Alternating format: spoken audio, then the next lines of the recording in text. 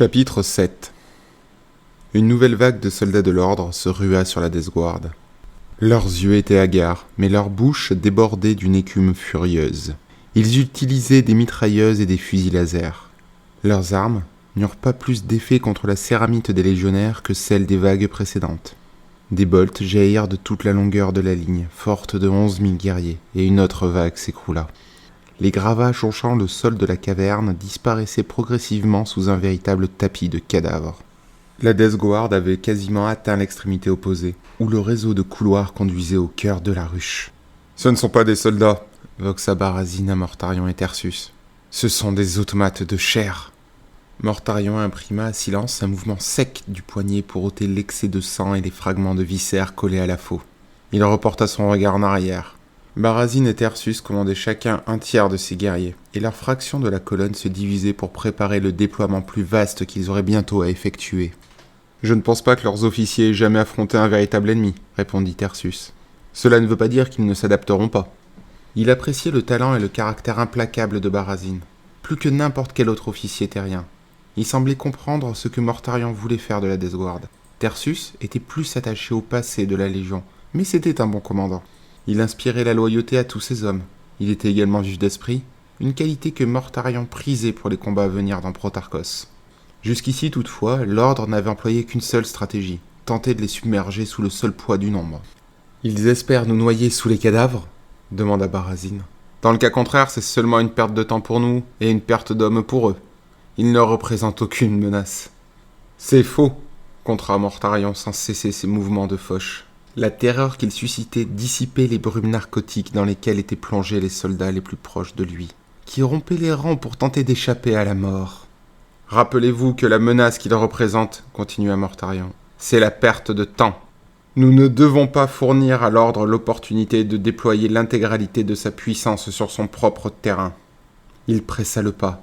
Derrière lui et sur ses flancs, les membres en armure Terminator cataphracti de son escorte du linceul avançaient d'un pas métronomique, dans un silence impassible et terrifiant. Les faux énergétiques déchiquetaient les piteuses armures de l'ordre. Les lames faisaient exploser les torses, projetant des shrapnels d'os humains en tous sens. Le front de la nouvelle vague ennemie se disloqua.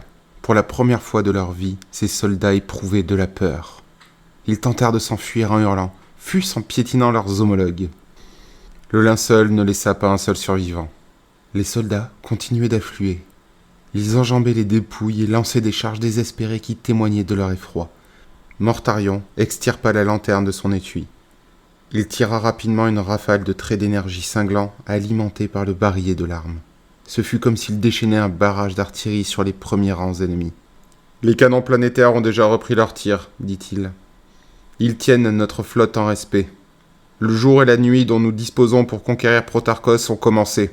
Passé ce délai, nous serons confrontés à des millions d'adversaires. » À partir du moment où les derniers légionnaires de la Death Guard avaient quitté la rampe d'accès du Force Horseman, la bataille n'avait duré que quelques minutes. Des dizaines de milliers d'ennemis gisaient déjà sur le sol de la caverne créée par la barge d'assaut. Un bon début, mais un bon début seulement, se dit Mortarion. Il y eut une pause quand la formation de Mortarion atteignit le fond de la caverne, où un réseau de couloirs conduisait plus profondément au cœur de la ruche. Les assauts de l'ordre avaient cessé, pour l'instant. Les troupes ennemies se trouvaient à l'intérieur de cette structure. Elles se tenaient prêtes. Les Space Marines auraient moins d'espace à partir de maintenant. Les combats se feraient plus âpres. L'échelle colossale de cette ruche labyrinthique serait alors à l'avantage des défenseurs. L'heure était venue pour la Légion de se disperser. « Allez !» voxa Mortarion à ses 11 000 hommes. « Qu'aucun de ceux qui prennent les armes contre vous ne survive !» La Death Guard investit l'intérieur de la ruche, ses formations se scindant un peu plus à chaque intersection. Bientôt, la plupart des légionnaires opérèrent en escouade, des unités compactes entièrement dédiées au massacre, qui cautérisaient la ruche au gré de leur progression. Ils ne laissèrent que des cadavres dans leur sillage et ne cessaient de progresser vers les hauteurs et le centre de la structure. Inexorablement, ils se dirigeaient vers le cœur du contrôle exercé par l'ordre. Peu de temps après que Tertius avait pénétré dans le réseau de couloirs, des haut-parleurs Vox se mirent à brailler. « Tuez les envahisseurs !» exhortait une voix. « Tout Galaspar doit combattre ! Tuez les envahisseurs ! Tout Galaspar doit combattre !» Cette injonction se répétait inlassablement, interrompu uniquement par les sirènes qui hurlaient systématiquement après 2 itérations de ces phrases. L'ordre ordonnait la mobilisation générale. Ses sujets obéirent. Tertius négocia un coude du couloir et déboucha dans un espace large de plusieurs centaines de mètres, devant les portes d'un gigantesque manufacturum. À gauche et à droite, des dortoirs dépourvus de façades s'empilaient sur des dizaines de niveaux.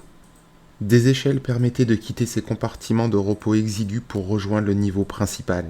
À l'autre extrémité de cet immense espace, des marches de 30 mètres de large menaient à l'entrée du manufactorum, qui béait comme la gueule d'un géant.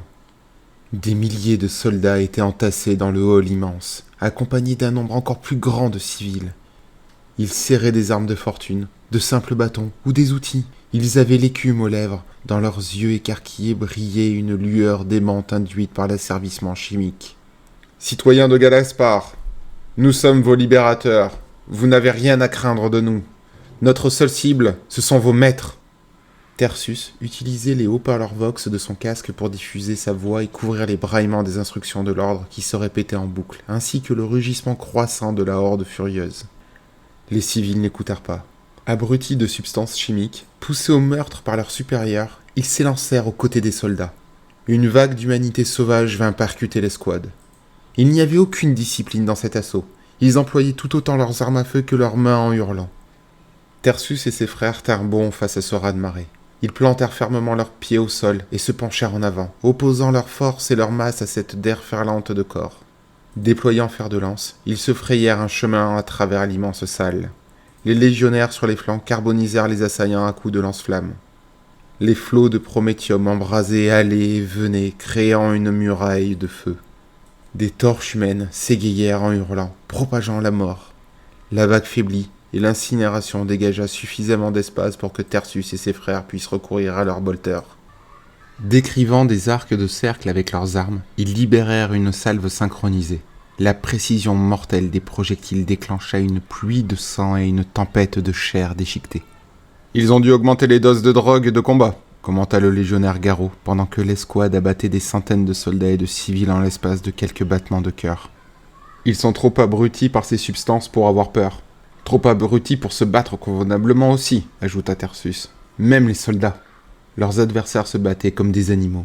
Plus l'escouade s'enfonçait au cœur de la pièce, plus le nombre de civils qui affluaient des hauteurs augmentait, poussés par des superviseurs munis de fouets.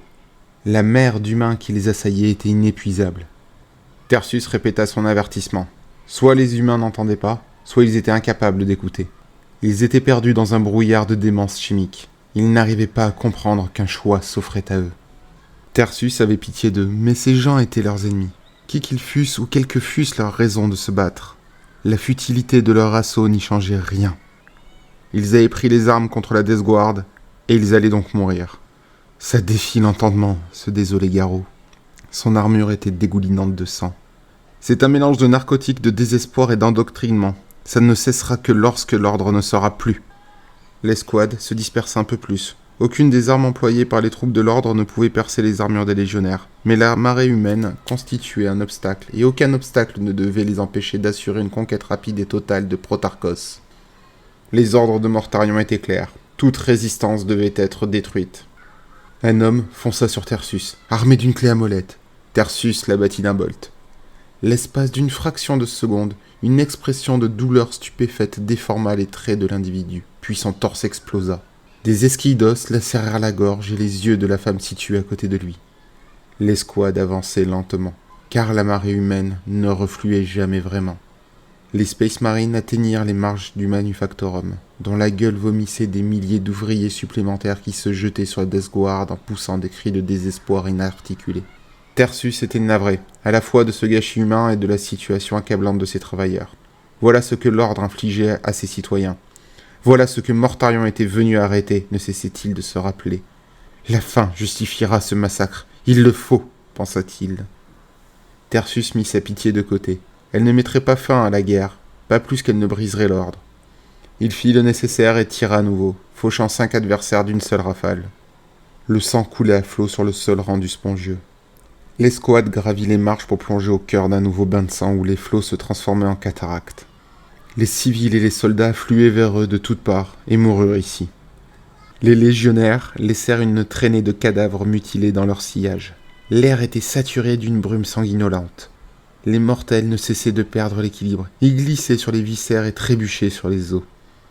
L'intérieur du Manufactorum était une vaste zone ouverte, abritant 2 immenses réservoirs sphériques de gaz. Des travailleurs descendaient des échafaudages qui les entouraient pour se joindre à l'assaut. Leurs mouvements saccadés, frénétiques, évoquant ceux de rongeurs paniqués. Tertius indiqua les réservoirs. « Détruisez-les » ordonna-t-il. Garro et lui visèrent un point situé au-dessus de la horde et ouvrirent le feu simultanément.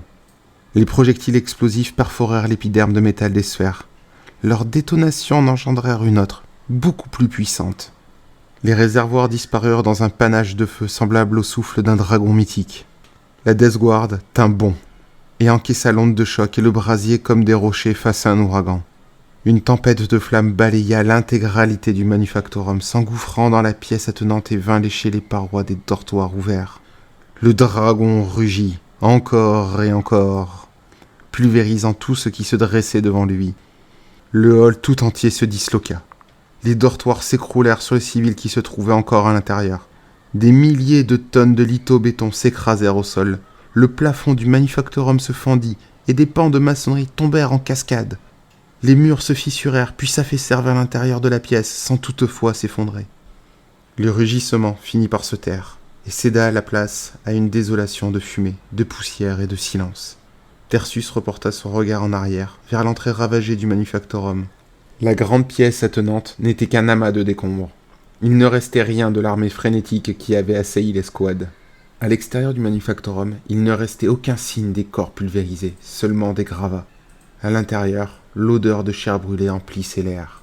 Des milliers de cadavres carbonisés gisaient au sol, leurs membres formant des angles incongrus. La voix de l'ordre s'était tue. L'escouade reprit sa progression. Des os craquaient sous les bottes de Tertius, aussi friables que des brindilles. Des cendres flottaient autour de lui et se déposaient sur ses épaulières. Au-delà des cratères qui marquaient l'emplacement des réservoirs détruits, se dressaient des portes scellées, plus petites. Tertius choisit celle du centre. Une bombe à fusion souffla le battant blindé, et l'escouade pénétra dans une zone faite de pièces plus modestes et de dortoirs fermés. L'émission Vox de l'ordre était toujours active ici, comme si la destruction des grandes salles voisines n'avait jamais eu lieu. D'autres soldats les chargèrent pour mourir aussitôt. Tertius abattit le dernier d'entre eux d'un bolt avant de s'arrêter devant une porte massive. Il l'ouvrit en la faisant coulisser et fut accueilli par des hurlements et des suppliques. Il se tenait à l'entrée d'un autre dortoir, constitué d'une unique salle. Il était confronté à des centaines de civils, entassés les uns contre les autres. Ils tremblèrent quand il pénétra dans la pièce, et bon nombre d'entre eux tombèrent à genoux, leurs mains sales tendues pour implorer une pitié dont ils n'avaient jamais bénéficié de leur vivant. « Tuez les envahisseurs !» braillaient les haut-parleurs Vox dans le dortoir. « Vous n'avez rien à craindre de nous » émit Tertius par les diffuseurs Vox de son casque. « Tout Galaspar doit combattre !» ajouta la voix. Les civils regardaient tour à tour le Space Marine et le boîtier d'où provenait la voix de leur maître. Ils étaient pris en tenaille entre deux peurs de mourir. Ils se serraient les uns contre les autres. Tertius n'avait de mémoire jamais vu d'individu aussi pitoyable. Ils portaient des tuniques identiques, sales et élimées. Ils empestaient le malheur et la peur. Il n'y avait aucun espoir dans leurs yeux. « Ne luttez pas, dit Tertius.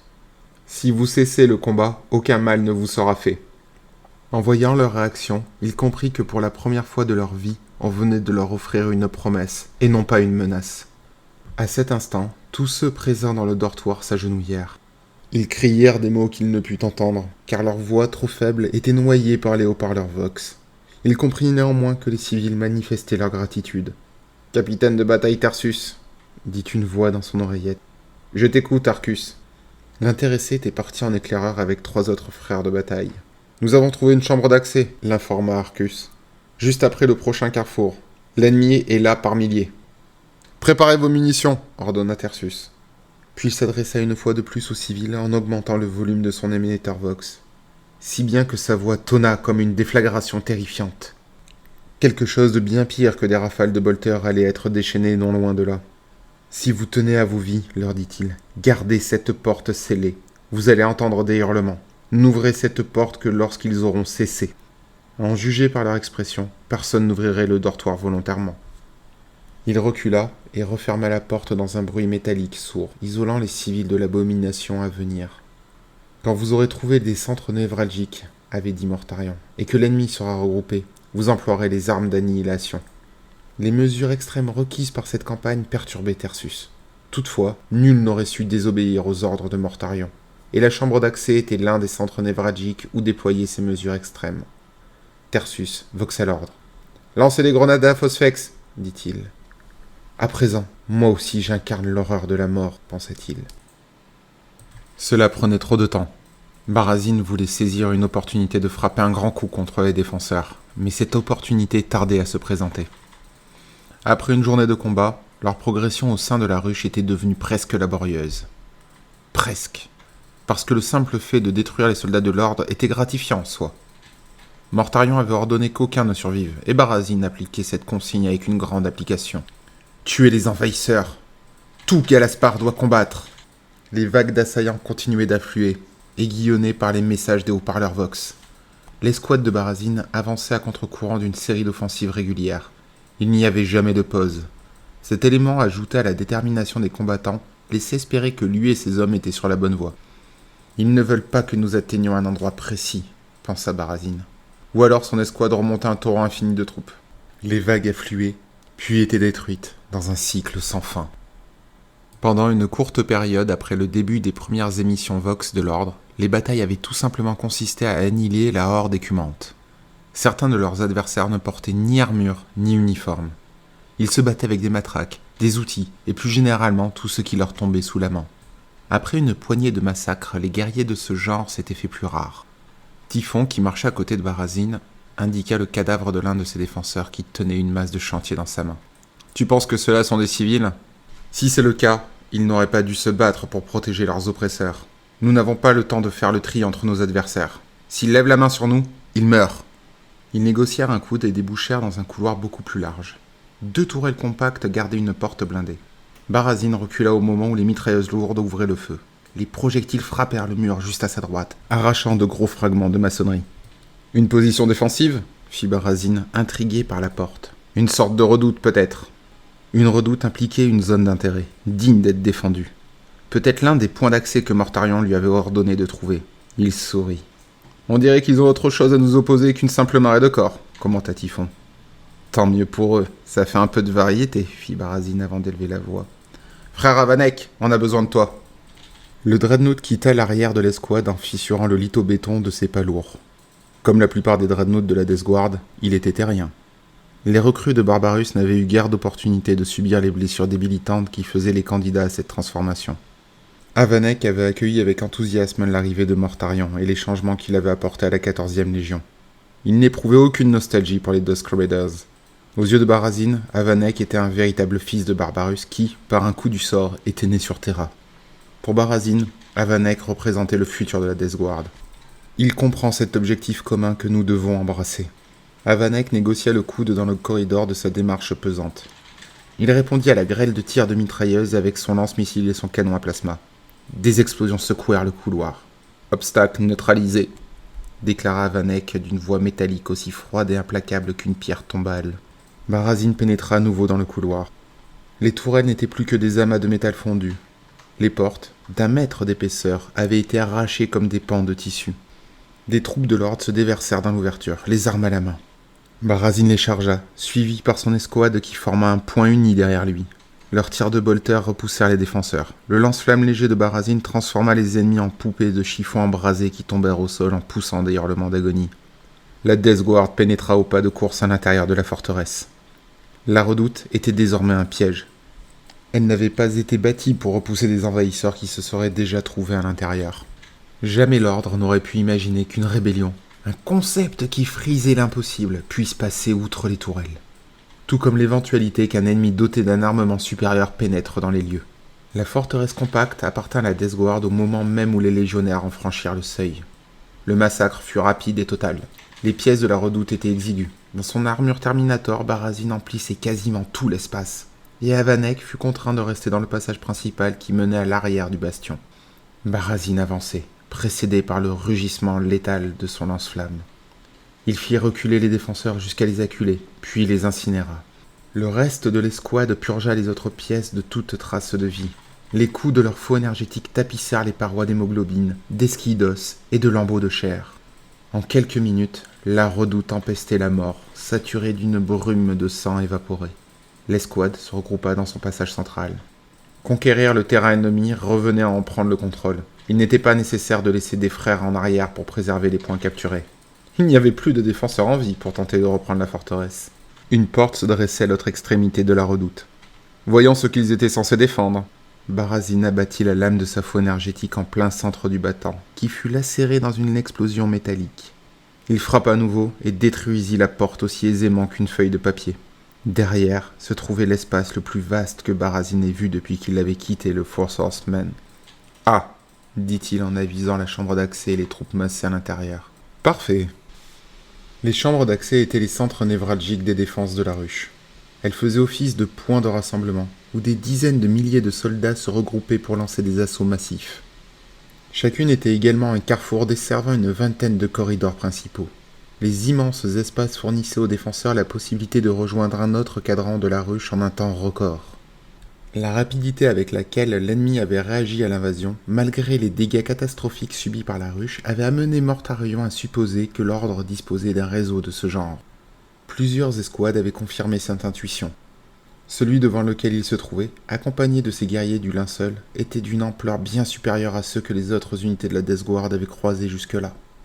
Les 10 Terminators du linceul et lui venaient tout juste de démolir une énième cloison lourdement défendue. Au-delà, l'immensité de la cité s'ouvrait devant eux.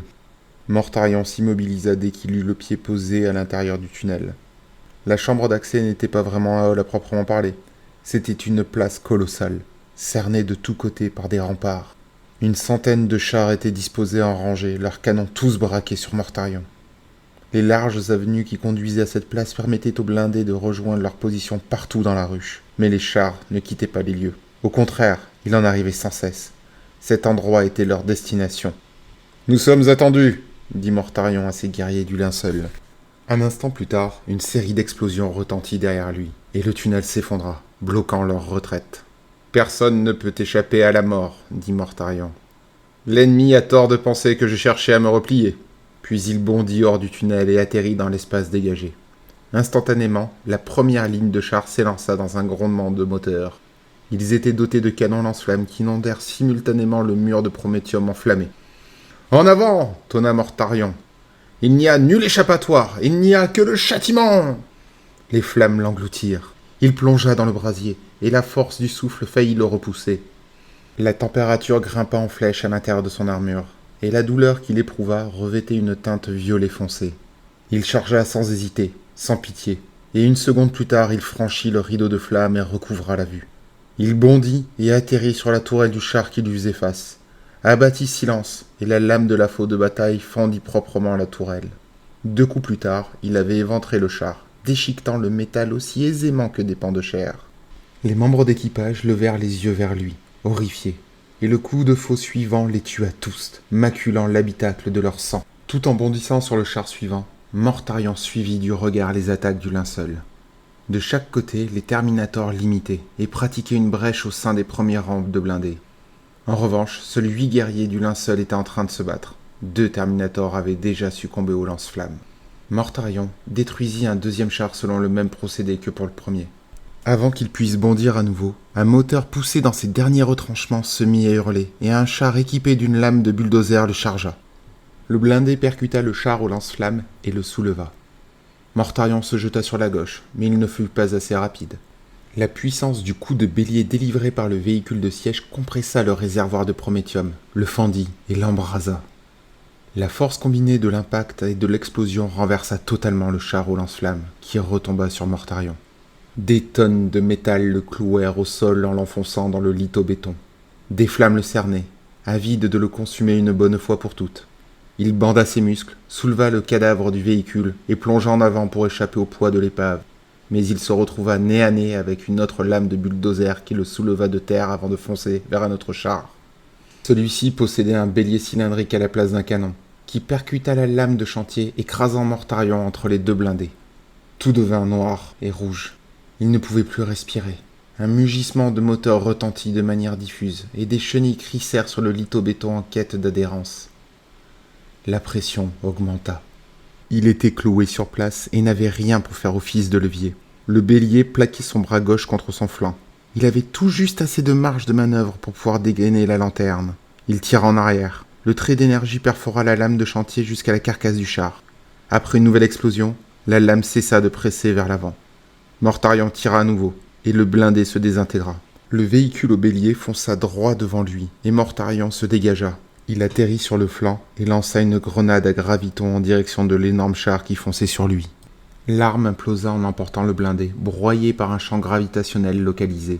Les hurlements des membres d'équipage furent suffisamment sonores pour que Mortarion puisse les percevoir avant qu'ils ne soient réduits en pulpe.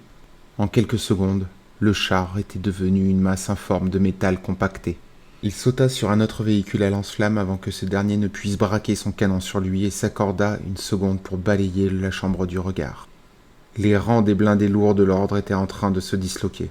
Les véhicules se télescopaient pour tuer les guerriers de la Death Guard ou leur échapper.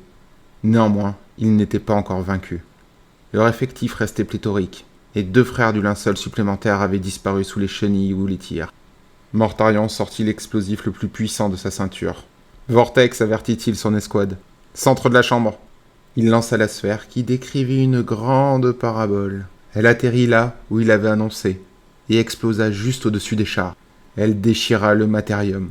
En une fraction de seconde, un point de néant infinitésimal devint une immense gueule noire cernée par un maelstrom de réalité torturée. Des tourbillons de force déchiquetèrent les blindés. La fin de l'Empyrée consuma machine et mortelle. Plus le vortex se nourrissait, plus il grandissait, et il finit par dominer l'intégralité du centre de la chambre d'accès. Un cataclysme balaya les forces de l'ordre. Les conducteurs de chars paniqués qui cherchaient à s'échapper emboutirent les véhicules de leurs homologues. Le vortex croissait, emportant davantage de tanks. Mortarion sentait la totalité de la place titanesque être aspirée par la tempête warp féroce. Puis le vortex commença à se déplacer, à ramper paresseusement sur la surface de la place en décrivant un arc de cercle.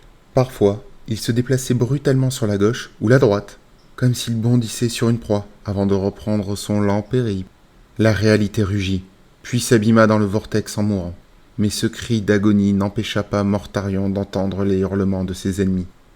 Des soldats bondirent des carcasses enchevêtrées et immobiles des chars pris au piège et tentèrent de fuir. Depuis sa position, juché sur l'épave, Mortarion s'adressa à eux d'une voix glacée à travers le haut-parleur vox de son armure. « Vous êtes les esclaves de l'ordre, déclara-t-il. Vous êtes des esclaves, et pourtant vous perpétuez cette tradition. Vous vous battez pour assurer sa survie. C'est pour cela que vous êtes jugés. C'est pour cela que vous êtes condamnés. Voici votre sentence. » Il brandit silence et se rua sur le char le plus proche pour ouvrir sa coque en 2. « Achevez-les tous !» voxa-t-il aux guerriers du linceul. Recourir à une arme nihilus comme la grenade vortex était dangereux. Il était impossible de prédire le comportement des forces invoquées par cette arme. Le mouvement, la durée et l'intensité du vortex étaient sujets aux caprices de l'Empyrée.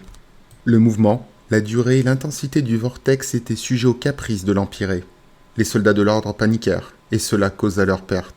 Mortarion et la garde du linceul restèrent à bonne distance du maelstrom et achevèrent d'appliquer la sentence. L'ennemi ne leur opposait plus aucune résistance organisée. Des chars isolés prirent l'initiative de riposter quand Mortarion fondit sur eux. Ils n'avaient aucune chance de l'emporter. Le vortex était toujours présent quand le dernier blindé fut réduit à l'état d'épave fumante. Mais il refluait. Il allait bientôt disparaître et ne représenterait plus de danger pour la ruche. À l'autre extrémité de la place, les avenues montaient vers les niveaux supérieurs de Protarchos. Quand il atteignit le point d'accès le plus élevé, Mortarion prit le temps de contempler une fois de plus le massacre qu'il laissait dans son sillage. La mort avait véritablement arpenté la chambre d'accès, et la moisson avait été abondante. Parfait. « Pourquoi on fait ça ?» demanda Gratteur, pour la énième fois. Mais après une journée entière passée à courir derrière les géants, il estimait légitime de reposer la question. Des bruits de combat leur parvenaient devant, et les détonations des armes à feu étaient assourdissantes dans les espaces les plus confinés. Mais il régnait malgré tout une impression de silence presque palpable après le passage des géants. Ils laissaient une traînée de morts dans leur sillage. Des cadavres gisaient, déchiquetés par des projectiles, piétinés sous les lourdes bottes. Le sang tapissait le sol. Des traînées de suie balafraient les murs. « Tu n'es pas obligé de venir, » répliqua Fouisseuse. Elle avait perdu la trace de la mort depuis un moment. Elle avait cessé d'apercevoir sa silhouette quasiment immédiatement. Mais, de temps en temps, elle entendait sa voix terrible et glacée résonner à travers la ruche, ce qui lui permettait de savoir quel itinéraire emprunter. Mais au fil des heures, la voix aussi s'estompa. Elle ne pouvait rester au contact, mais elle essayait, inlassablement. « Mais pourquoi fait-on ça ?» insista Gratteur. « Il faut que je voie. Mais c'est la mort qu'on suit. » Bien, Gratteur aussi l'avait compris. Cela rendait la chose plus réelle pour elle.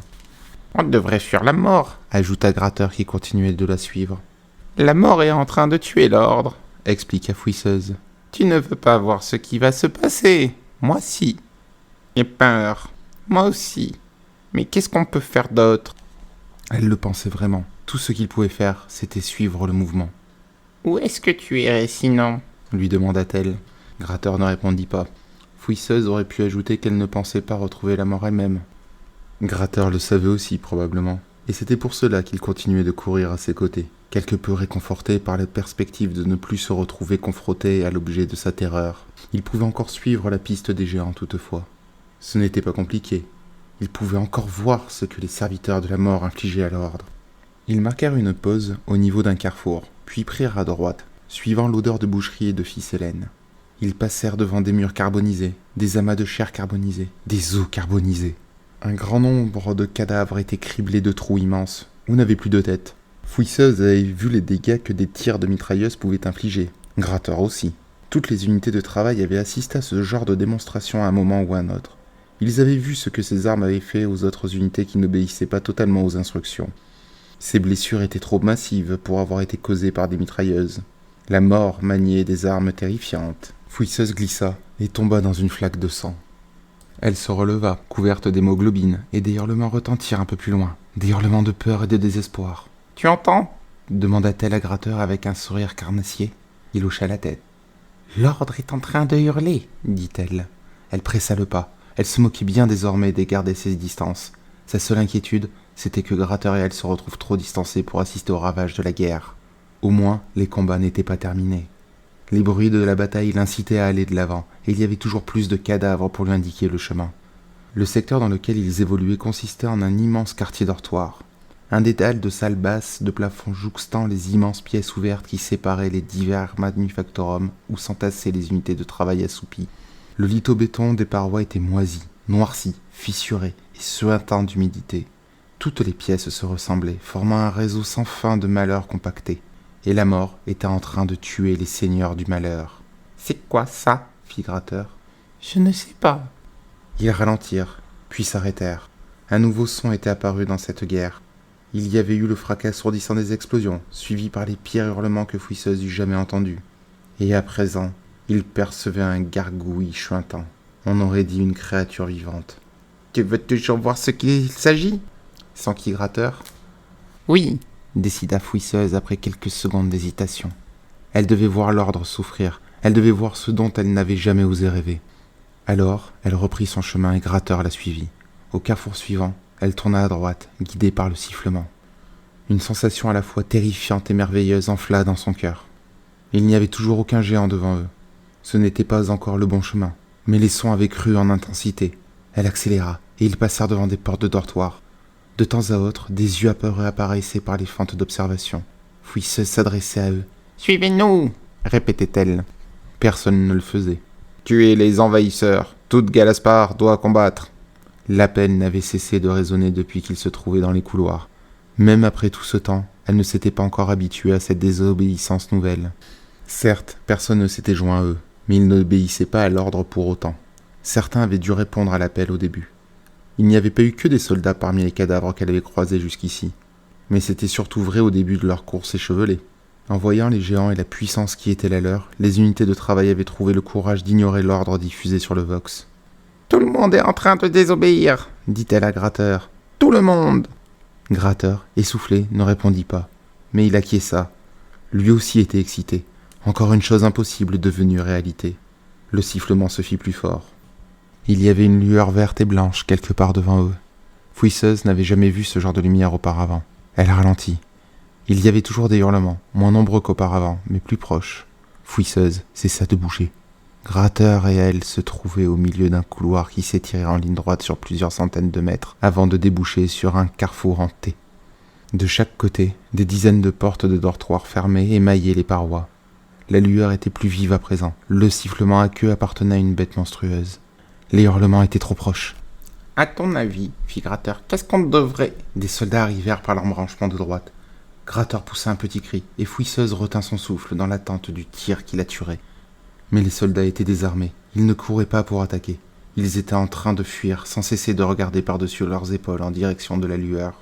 Les hurlements étaient presque aussi forts que le sifflement à présent. « Fuis !» s'écria Fouisseuse. Gratteur rebroussa chemin à toute allure. Elle aussi, mais en un seul regard en arrière, elle sut que jamais elle ne pourrait courir assez vite. Le monstre envahit le couloir. Des flammes liquides verdâtres submergèrent les soldats, les engloutirent et les firent fondre.